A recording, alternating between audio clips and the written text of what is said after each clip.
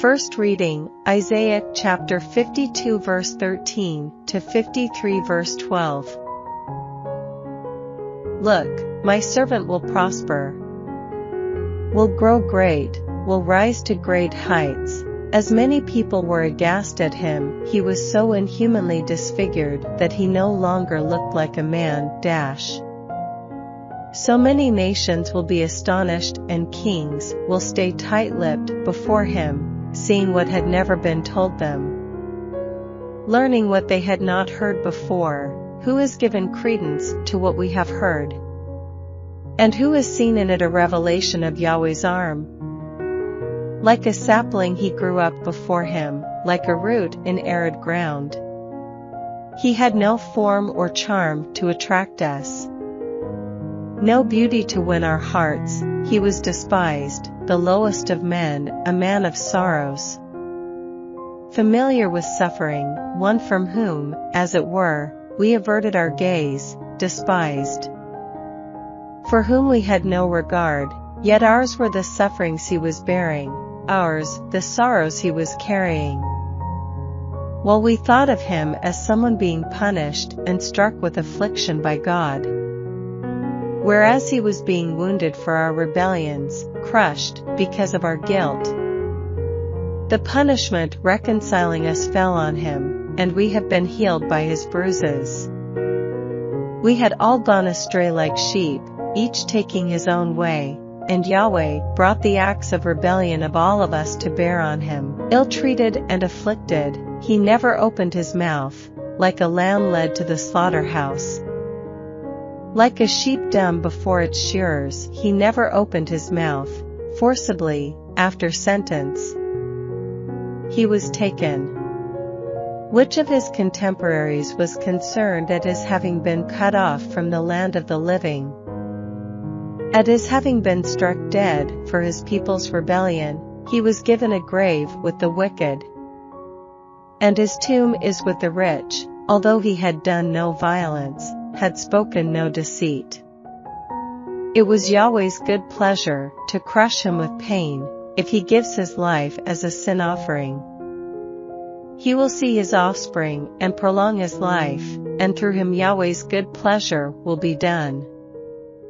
After the ordeal he has endured, he will see the light and be content by his knowledge.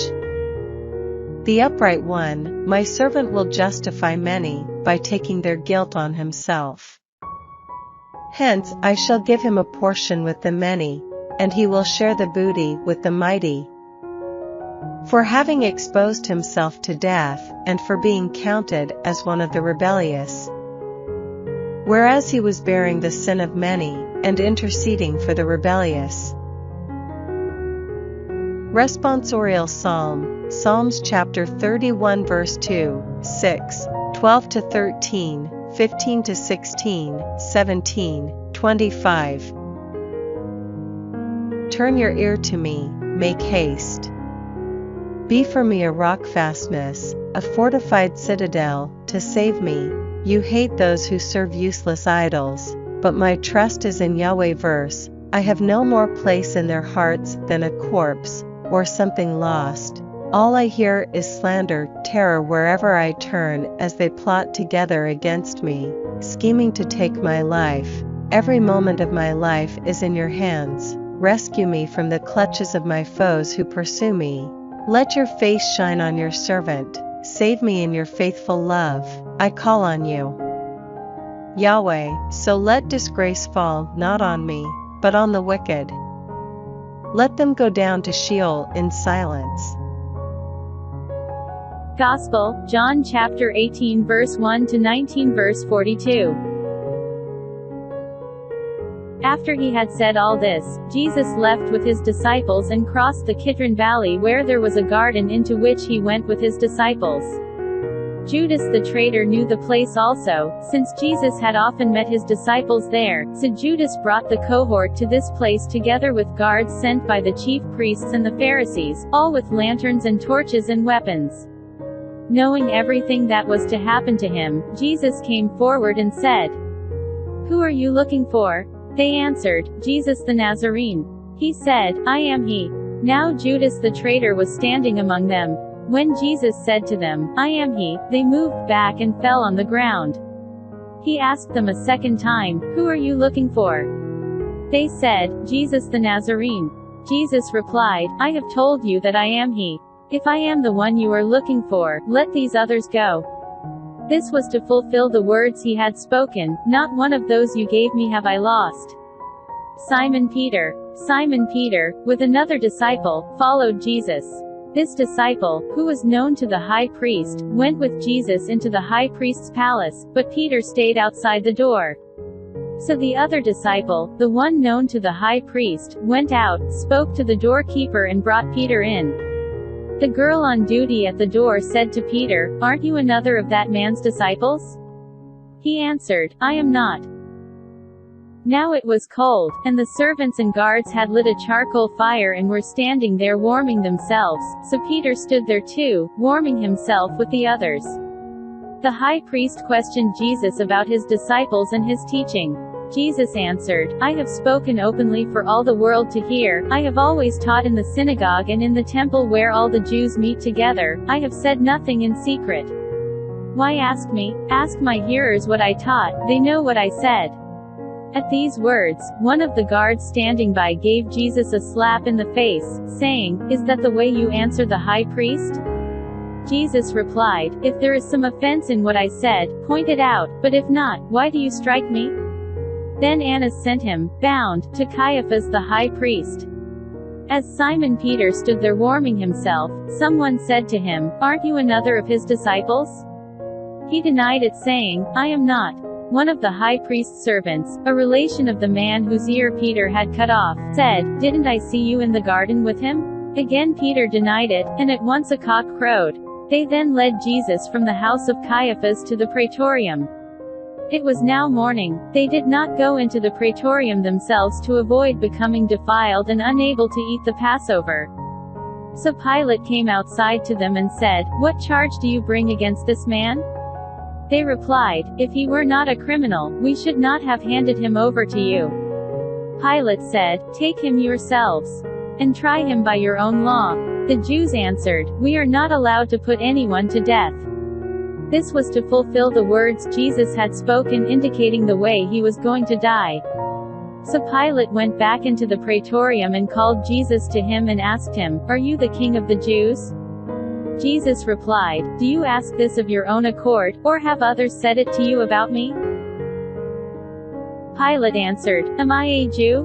It is your own people and the chief priests who have handed you over to me. Verse, what have you done?" Jesus replied, "Mine is not a kingdom of this world. If my kingdom were of this world, my men would have fought to prevent my being surrendered to the Jews.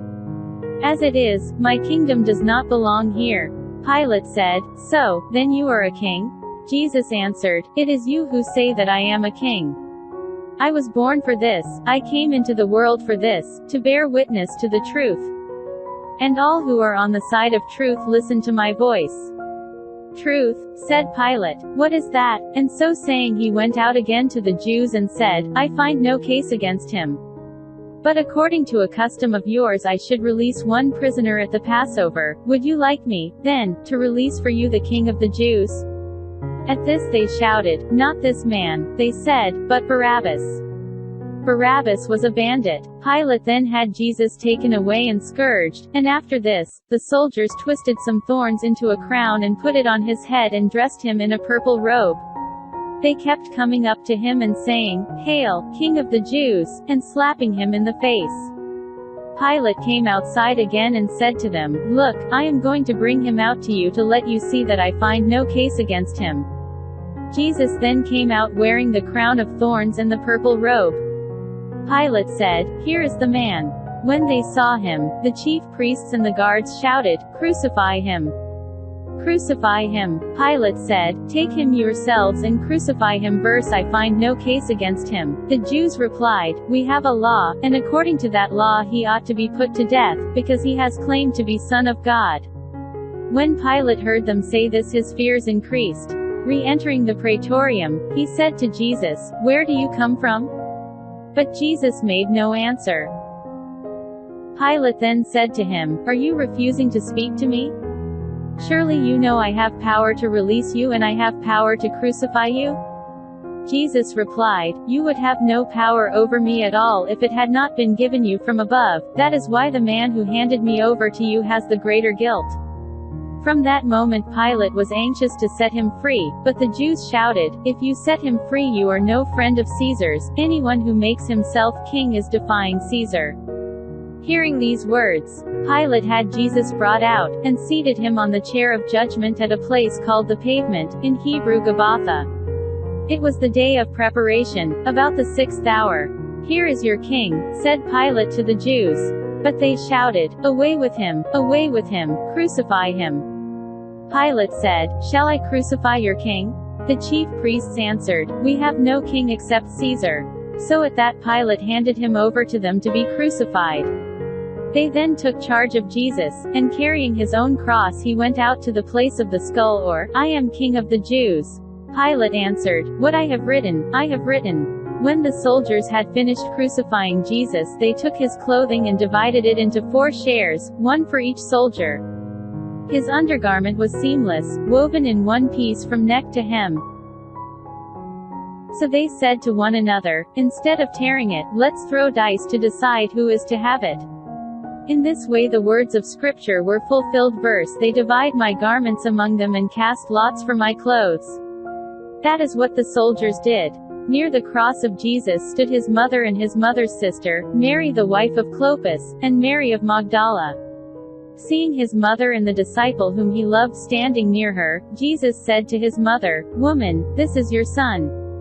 Then to the disciple he said, "This is your mother." And from that hour the disciple took her into his home. After this, Jesus knew that everything had now been completed, and, so that the scripture should be completely fulfilled, he said, verse, "I am thirsty." A jar full of sour wine stood there, so, putting a sponge soaked in the wine on a hyssop stick, they held it up to his mouth. After Jesus had taken the wine he said, "It is fulfilled," and bowing his head he gave up his spirit. It was the day of preparation. This is the evidence of one who saw it, true evidence, and he knows that what he says is true, and he gives it so that you may believe as well. Because all this happened to fulfill the words of Scripture, verse, "Not one bone of his will be broken," and again, in another place Scripture says, verse, "They will look to the one whom they have pierced." After this, Joseph of Arimathea, who was a disciple of Jesus, though a secret one because he was afraid of the Jews, asked Pilate to let him remove the body of Jesus. Pilate gave permission, so they came and took it away. Nicodemus came as well, the same one who had first come to Jesus at night time, and he brought a mixture of myrrh and aloes, weighing about 100 pounds. They took the body of Jesus and bound it in linen cloths with the spices, following the Jewish burial custom. At the place where he had been crucified there was a garden, and in this garden a new tomb in which no one had yet been buried. Since it was the Jewish day of preparation and the tomb was nearby, they laid Jesus there. Second reading, Hebrews chapter 4 verse 14 to 16, 5 verse 7 to 9. Since in Jesus, the Son of God, we have the supreme high priest who has gone through to the highest heaven, we must hold firm to our profession of faith. For the high priest we have is not incapable of feeling our weaknesses with us, but has been put to the test in exactly the same way as ourselves, apart from sin. Let us, then, have no fear in approaching the throne of grace to receive mercy and to find grace when we are in need of help. During his life on earth, he offered up prayer and entreaty, with loud cries and with tears, to the one who had the power to save him from death, and, winning a hearing by his reverence, he learned obedience, son though he was, through his sufferings. When he had been perfected, he became for all who obey him the source of eternal salvation.